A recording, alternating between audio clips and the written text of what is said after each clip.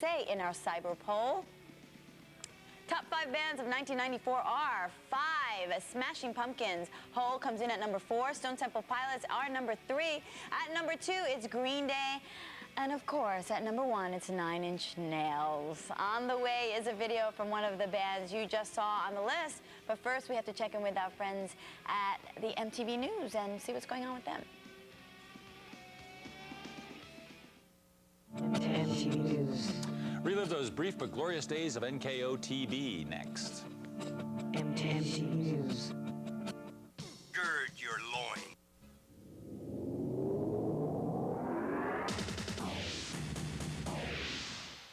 I'm Kurt Loder with MTV News, and another year-end look back at some of the most memorable stories of 1994.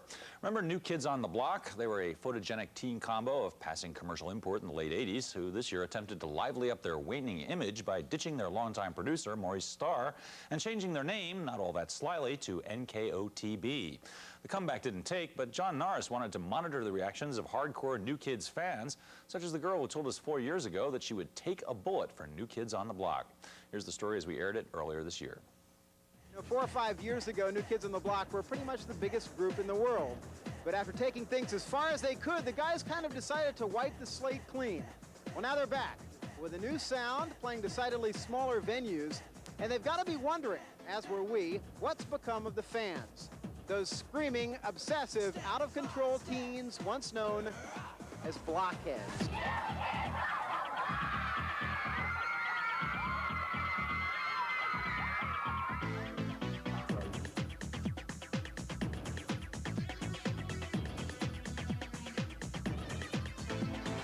You finally get to see them or meet them in something, and you get to touch them. It's like you're touching God.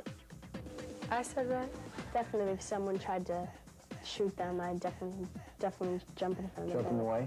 Yeah. I guess That's devotion. That is devotion. that is devotion, I guess. When you're 16 years old, that's devotion. But when I was 16 years old, that's what I thought I would have done. When you think back on it, what would you say the best thing about being a huge New Kids fan was? I guess the excitement of it. You know, it was a pain in the ass, basically. You'd go there and you'd have to go through this, and all these people would be there, and girls would just go crazy, out of their minds crazy. And I mean, I did a few times too, but.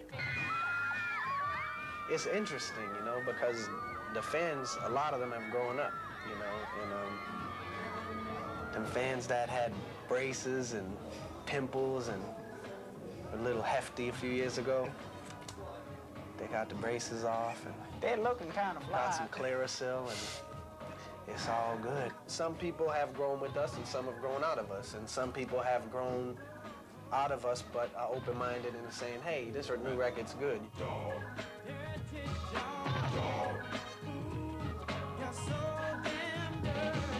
What do you think of the new record? I haven't heard it, to be really honest with you. The reason I haven't really gotten a chance to listen to it is because I'm not into that kind of music. I'm more into Alice in Chains. Personally, when I go to see the show tonight, I'm not going to sit in the seat and look at them as these are New Kids on the Block. I'm just going to listen to the music. If I like it, I like it.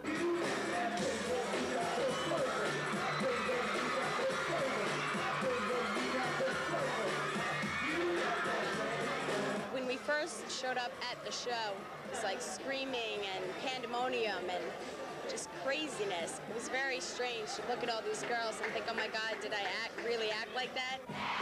Say yeah! Say oh yeah! Now scream! Hi, how you doing? Hola, senora. Nice to meet you. So you were an Obsessed fan? So to speak, yes, I was. Probably would have ripped his pants off, to be very honest. There you have it. Well, that's the news for now. To relive all the top stories of 1994, try to catch the year in rock this weekend at these times. That's the news for now. We'll be back with more later here on MTV. MTV News. You hear it first.